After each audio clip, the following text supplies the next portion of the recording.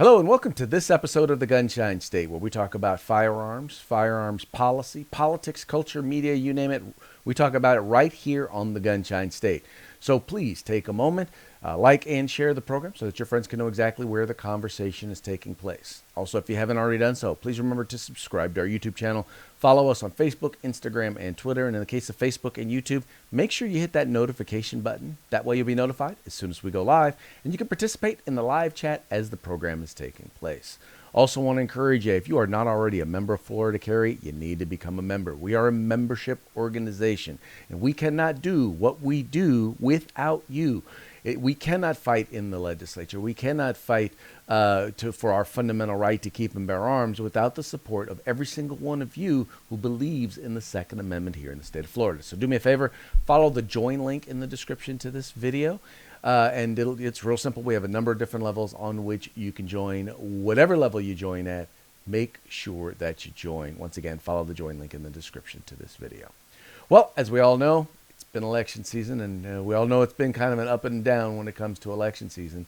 But one of the bright spots of this election season was the election of the representative for Florida's first district, first House district. Michelle Salzman is a not just an advocate for the Second Amendment, but has been a member or is a member of Florida Carry, which means that we have one of our own, or another one of our own, who is serving in the state legislature, who's going to be able to work to help fight for our fundamental right to keep and bear arms. And we are blessed to have Michelle on the program today. Michelle, welcome to the program. Oh, thank you. Thanks for having me. Excellent, excellent. So, are you getting any rest after the election and before you get sworn in? No, no. Actually, I actually in the state of Florida, whenever you win your election, the midnight of that, you become the representative. Oh, so wow. I have been officially. I'm it. I mean, we have a swearing-in ceremony in less than 2 weeks, and I've already completed all of my onboarding paperwork with the state, and I've hired my aide and my assistant. As of yesterday, they're doing their onboarding paperwork today, so we're moving forward full throttle. Wow, that is excellent. That is excellent. So, do me a favor, tell us a little bit about what made you decide to run for office. Well, I've been a community volunteer for about 15 years in Pensacola area. My family founded several parts of this community, and so I have had a large amount of time just focused on the gaps in the various entities in the community where we're lacking in certain funding or resources for different things. And recently, we had some upset with one of our representatives here, and it made me start looking at how he was writing bills and how things were happening, and with the infrastructure needs we had locally just in my district alone. It made me question what was going on, and just through some research I found that what we had was not very effective, and which explained a lot of issues that we had with just various things in the community.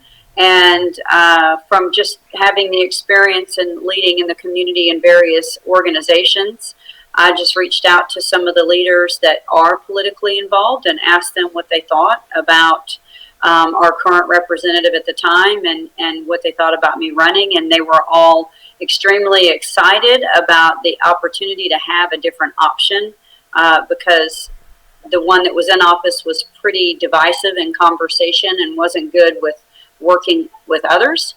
So that pretty much started the journey. The straw that broke the camel's back was when I was on one of our major highways and I couldn't get my son to the doctor because construction was so bad. And I was like, why does this even look like this? Why doesn't DOT even understand that this looks like this? So, I mean, sometimes it's the little things, right? Well, and what you're dealing with and what you were dealing with is exactly what we in the gun community deal with all the time. Is We get people all the time who say, well, this is going on, that's going on, this is going on. And sometimes I'm like, sometimes a challenge is presented to you because you're the one that needs to fix it. I'm a big believer in, you go to those who are supposed to fix it. And if they're not doing their job, well, then maybe it's time to either put greater pressure on them or to replace them. And it sounds like that's exactly what you did. Yeah, he'd already had a lot of pressure put on him, and he didn't respond well to that. So, I said, what the hell? I'll try it out. Worst case, we raise awareness in the community and they learn and understand that what they have is not what we should have. And best case, I will be the one representing and I'll be able to mend those bridges. And I have. I beat the incumbent in the primary a couple of months ago. And the day after I beat him, I started getting phone calls from leadership all across the state and leaders of various entities, of state entities, of other legislators, senators, the governor's office, and they were all congratulating me. Of course, they were really excited, and we already started working together and building those relationships so that we could start moving forward, to include Department of Transportation, which was, well, like I said, one of the biggest things that I really wanted to focus on. And we've had a few meetings since then, and I have been promised an incredible relationship and a lot of support. So in the next couple of months, I do look forward to making some headway on some of these roads that I had issues with in the past. We just had a major hurricane, and so lost one of our only ways to get from one part of our community to another because a bridge was completely wiped out by some barges.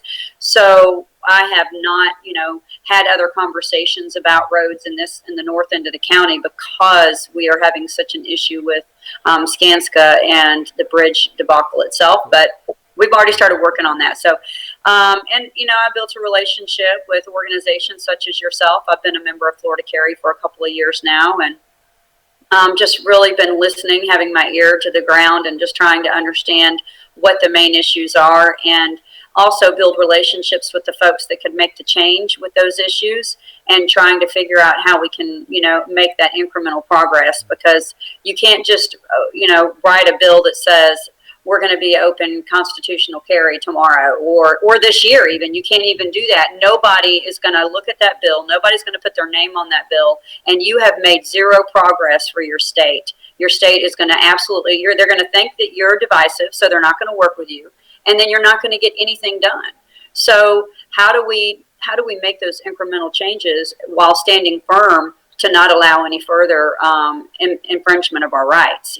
So that's pretty much what I've been doing across the board, with all of the issues that really are held dear to my heart. I'm a former armorer in the Army, and I love my guns. People would ask me on the campaign trail, well, how pro Second Amendment are you? And I'm like, well, what does that even mean? Like, the Second Amendment is pretty clear. And it was kind of like the abortion issue. I didn't quite understand that there were like levels of that. It's like there is no level. It's like it is or it isn't.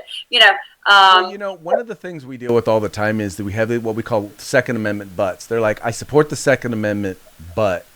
And, I was always taught growing up that, once someone says but, you can pretty much disregard everything they said before then. The challenge is that, the Gunshine State, Florida used to be known as the Gunshine State. And unfortunately, in recent time, Florida's taken a step back in some of those areas in terms of being supportive of Second Amendment rights. And I think that there are many in the state, I know that there are many in the state of Florida who don't just want to see that return, but they'd like to see their elected representatives be proud supporters of the Second Amendment and really recognize it and value it for what it is, not just as okay, well, I'm going to throw this in because I know that, as a Republican or as a Florida, that's what I'm supposed to be, using it as a buzzword. The great thing about the position that you held as an armor is a lot of these issues are really technical. And as someone who knows and understands firearms, you will understand them, so that when folks come and they say, well, when they use the term common sense gun laws, you'll know that, if you know anything about guns, you'll know that that's not common sense. Yeah, I would tell folks, they'd say, well, what do you mean? I said, well, if I could have a nice Bradley in my front yard and mount like 50 cal, that's the kind of gun control I support. Like, there is none. And, it's so interesting how folks right now in the United States, which is the most bizarre thing to me, they want to defund the police and they want to take away your guns. So what are you going to do? Are you going to, like, how do you protect yourself? How do you protect your neighbor? How do you, it's so confusing to me how people have become just clueless. So you say common sense. There's no common sense, I don't think, in the super voters anymore. A lot of people are like, well, I don't think that way. I don't know. Why did that law pass? And I understand and blah, blah, blah. I'm like, how often do you vote? Because it's not the national elections that give you or get you control or funding or anything in any aspect of any part of our rights and our freedoms in our states. It's your state legislators, it's your state senators. And we saw that so clearly in Florida with the Marjorie Stoneman Douglas. Yes. We saw that. And it's like, first of all, as a lawmaker, you should never try to write law whenever you're having an emotional moment. Like, law is a factual document. It's not an emotional connection. And I am so saddened by the deaths of just unnecessary deaths of anyone, much less a mass shooting in my own state. But you take that and you set that aside, and you have to get to the root cause of what's going on. It's like the red flag laws. I can give you a personal example of how stupid those laws are. I had just came out of the hospital from pneumonia. I'm young. I had pneumonia, crazy, random, 3 days in the hospital. I get out. I'm driving to the American Cancer Society because I had a board meeting. And on the road, I get stopped because the car in front of me is an area transit vehicle that was letting off people that were getting a ride. Somebody on the other side wanted to get out in traffic, and they couldn't because they were stuck. Well, because I was there, but I'm stuck in traffic behind a legally stopped vehicle. And she gets angry, and she gets out of her car, and she starts screaming at me, calling me all kinds of profanity, threatening my life because I wouldn't get out of her way, and banging on the window. So I call 911. I was not carrying, and I'm going to tell you I'm grateful I wasn't, because I might have just done something to that woman. But anyway, I digress. She gets back in her car and starts trying to kill me with her car. Like, she literally starts ramming her car into my car, because she is so mad that she can't leave. Well, it turns out this woman had never been in trouble with the law before, and she was having a mental, emotional breakdown. Something had happened with something in her life, and she completely lost it.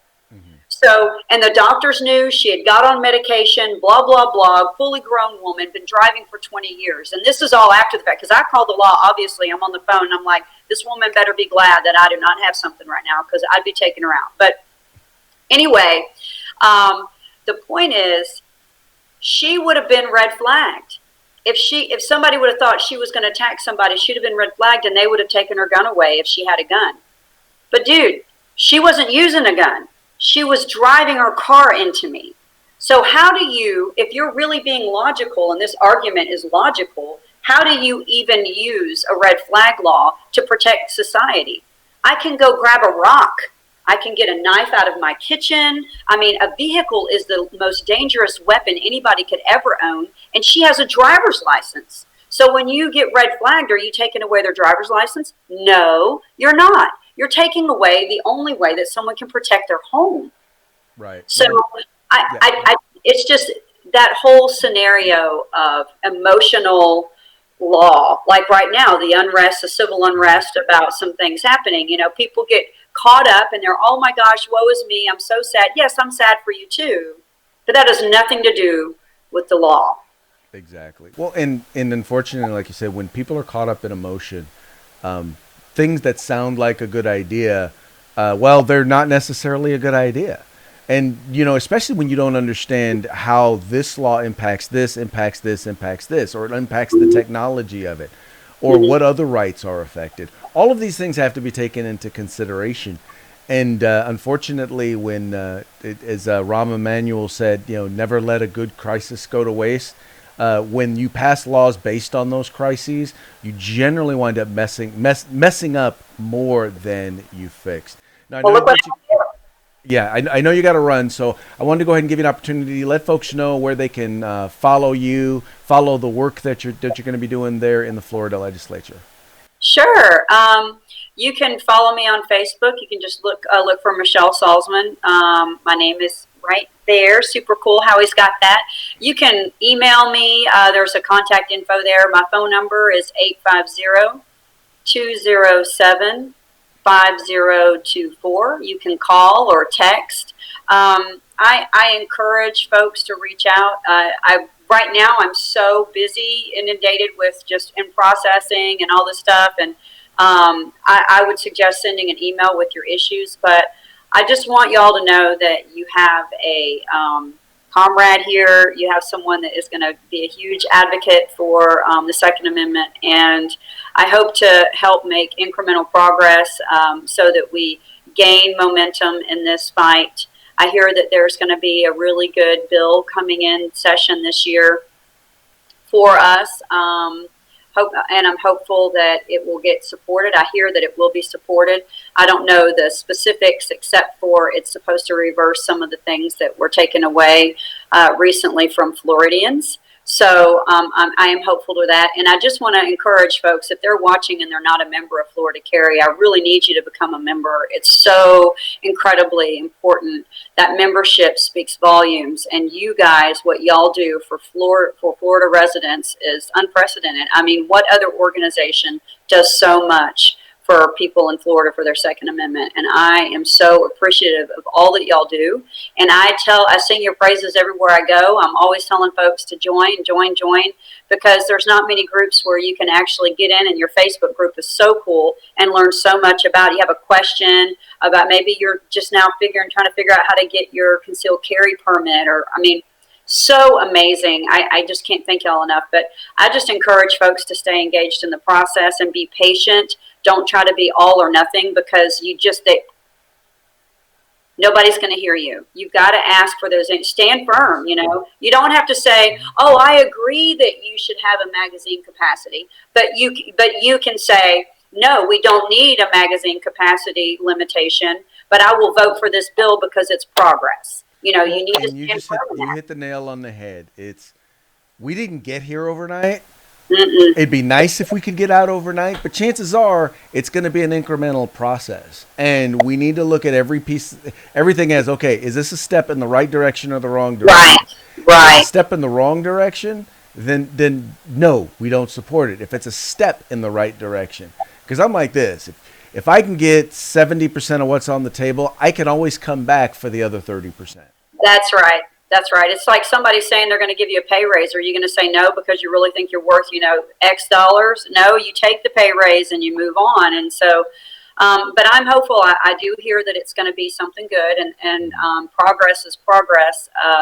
But I am an advocate, and I will certainly, if there's events or if there's anything that I can do to help promote or help encourage folks to go get their concealed carry permit, which I don't really agree that we should have to have permits, but it's a signal. It's kind of like membership to your organization. The more members you have, the more power you have in your voice. The more concealed carry permits we have, the more Floridians are saying, we want our rights. We want to be able to carry our guns. So, well, Representative, thank you so much for coming on. Hope to have you on sometime in the future. Yes. Hey, anytime. I just appreciate you guys. Thank you so much for what y'all do. Okay. Ladies and gentlemen, Michelle Salzman. Well, that's going to be it for this episode of the Gunshine State. We very much appreciate you tuning in. We appreciate you liking and sharing the program and telling your friends about Florida Carry, Florida's premier Second Amendment civil rights advocacy group. Talk to you guys again real soon.